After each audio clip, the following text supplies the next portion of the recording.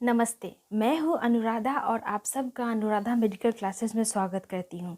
जैसा कि आप सब जानते हैं कि मैं हर एक दिन आपके सामने एक नए इंटरेस्टिंग टॉपिक के साथ आपके सामने उपस्थित होती हूँ, लेकिन मैंने कुछ नया सोचा है। नया इसलिए सोचा है कि मैं अब आप लोगों के सामने स्टैंडर्ड 12th का बायोलॉजी का जितने भी चैप्टर्स होते हैं उसका एक सीरीज़ आपके सामने प्रेजेंट कर रही हूँ और एवरी डे आपको एक एक चैप्टर का छोटे छोटे सेगमेंट्स में करके ऑलमोस्ट 4-5 वीडियो के अंतर्गत जितना रिक्वायर्ड होगा उसके अंतर्गत हम एक एक चैप्टर को कवर करते हुए चलेंगे। तो मैं आप सब से रिक्वेस्ट कर रही हूँ कि जितने भी 12th के स्टूडेंट हैं उन सबको मेरा यह वीडियो ज़रूर शेयर करें और उनको मेरे साथ पढ़ने के लिए मैं जो भी यहाँ पे समझा रही हूँ आप उनको बोलिए मेरे साथ जुड़ने के लिए। और अगर किसी व्यक्ति को मेरे पढ़ाने का तरीका क्या है, मैं कैसा पढ़ाती हूँ, वो अगर जानना है तो पुराने लेक्चर्स को देख सकते हैं मेरे, जो मैं एक जनरल टॉपिक के ऊपर बात की हुई हूँ, उससे आप अंदाज़ा लगा सकते हैं। और जैसे ही देखेंगे मेरे इस चैप्टर्स के स्टार्टिंग में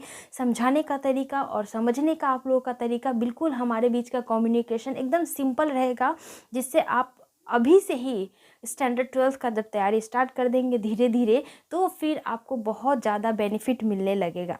तो मैं पूरा आप लोगों के सामने 1 साल का प्लान आपके सामने बता दे रही हूँ।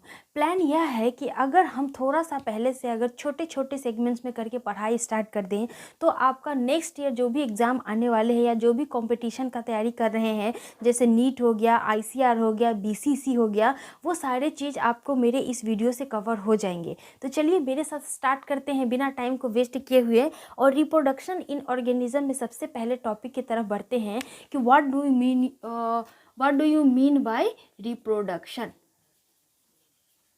देखिए, रिप्रोडक्शन जो होता है इसको हिंदी में हम लोग बोलते हैं प्रजनन, प्र प्लस जनन।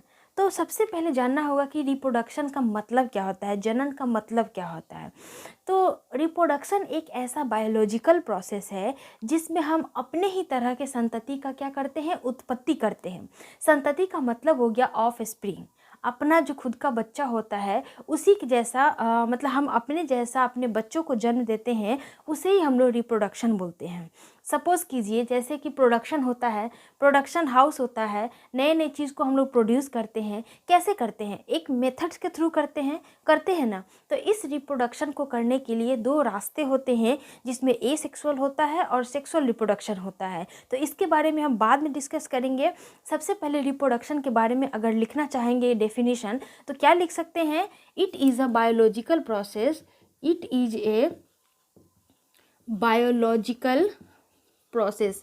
जो लोग मेरे साथ लिखना चाहते हैं, नोट्स बनाना चाहते हैं, वो बिल्कुल बना सकते हैं, उनको बहुत ही ज़्यादा बेनिफिट मिलने वाला है। It is a biological process in which an organism give young ones. ठीक है, ऐसा लिख सकते हैं। और अगर आपको कोई डाउट होगा तो टेलीग्राम चैनल का लिंक दिया हुआ है डिस्क्रिप्शन में, वहाँ जाकर चैट कर सकते हैं, मुझसे पूछ सकते हैं डाउट को, या फिर इंस्टाग्राम का ID भी है अनुराधा मेडिकल क्लासेस, वहाँ पे भी मुझसे डायरेक्टली क्वेश्चन पूछ सकते हैं। तो हम बात करते हैं रिप्रोडक्शन का मतलब। It is a biological process in which an organism give its young ones, यहाँ पे इट्स लगा लीजिए, give its young ones, that means अपने ही तरह संतति का उत्पन्न करना क्या कहलाता है, प्रजनन कहलाता है। अब कोई भी जीव का जब जन्म होता है तो एक न एक दिन उसको क्या करना है, उसको मृत्यु तक पहुंचना है। तो एक टर्म आता है आपके NCERT बुक में। हाँ, मैं एक यह चीज़ आपको क्लियर कर दूं कि मैं इस वीडियो के माध्यम से आपके सामने NCERT बुक को फॉलो करूँगी और एक एक चीज़ NCERT से ही आपको कवर करवाऊँगी। तो एक टर्म आपका देखने को मिलेगा उसमें, लाइफ स्पैन। क्या मिलेगा, लाइफ स्पैन मिलेगा। तो कोई भी जब संतति का जन्म होता है तो क्या उसको हम लोग क्या बोलते हैं, बर्थ हुआ। कितना खुशी मनाते हैं हम लोग, ओ माय गॉड हमारे घर में एक बच्चा जन्म लिया। लेकिन यह बर्थ जब होता है तो उसके बाद बहुत सारे बीच में स्टेजेस आते हैं ना। जैसे बच्चा सबसे पहले चाइल्डहुड स्टेज में आएगा जन्म लेने के बाद, उसके बाद क्या होता है अपना ये बोल सकते हैं यौवन वाला एज में आता है, दैट मीन्स रिप्रोडक्शन जिसमें गेन होता है। उसके बाद फिर मैच्योर वाला स्टेज में आता है। उसके बाद लास्ट में कौन सा स्टेज आता है? लास्ट में कहीं ना कहीं जा कर के वो डेथ की तरफ पहुंच जाता है, जिसको हम लोग मृत्यु बोलते हैं। तो बर्थ से लेकर के डेथ तक के बीच का जो समय होता है उसको हम लोग लाइफ स्पैन बोलते हैं। स्पेंड समझते हैं ना, कोई भी चीज़ को स्पेंड करना। मान लीजिए हम क्या करते हैं, अपने जो भी हमारे पार्टनर्स होते हैं, जो भी कोई फ्रेंड्स होते हैं, फ्रेंड सर्कल में हम क्या बोलते हैं, कभी कभी बहुत ही ज़्यादा बेहतरीन समय स्पेंड करना है, तो दैट मीन्स हम उस चीज़ को जी रहे हैं। तो नॉर्मल जन्म के बाद से नेचुरल डेथ, हमेशा याद रखिएगा, कैसा? नेचुरल डेथ, मतलब अपने आप आया हुआ मृत्यु के बीच का काल क्या कहलाता है? लाइफ स्पैन कहलाता है। कोई व्यक्ति मान लीजिए कार एक्सीडेंट हो गया या फिर किसी भी प्रकार के बीमारी से उनकी मृत्यु हो गई, that is not called life span. Life span किसको बोलेंगे? नेचुरल जन्म से लेकर के नेचुरल बर्थ के टाइम को ही बोलेंगे लाइफ स्पैन। आगे बात समझ में आपका? अब देखिए एनसीईआरटी की बुक में कुछ एग्जाम्पल के थ्रू दिया हुआ है, जैसे काऊ मतलब गाय कितने साल जीवित रहता है, पैरोट मतलब तोता कितने साल जीवित रहता है। सबसे लंबा जो जीवित रहने वाला होता है वह रेडवुड सिकुआ का पेड़ होता है, जो 4000 साल तक जिंदा रहता है। यह सबसे लॉन्गेस्ट लाइफ स्पैन वाला क्या है? प्लांट है।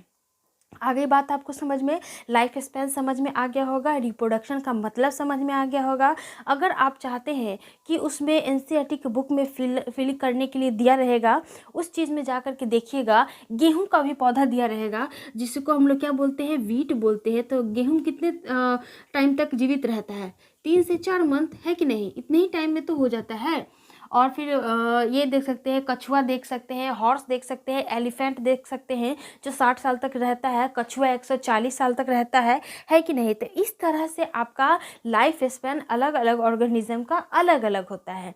तो इस वीडियो में हम लोग इतना ही जाने कि रिप्रोडक्शन का मतलब क्या होता है, लाइफ स्पैन कहते किसको हैं।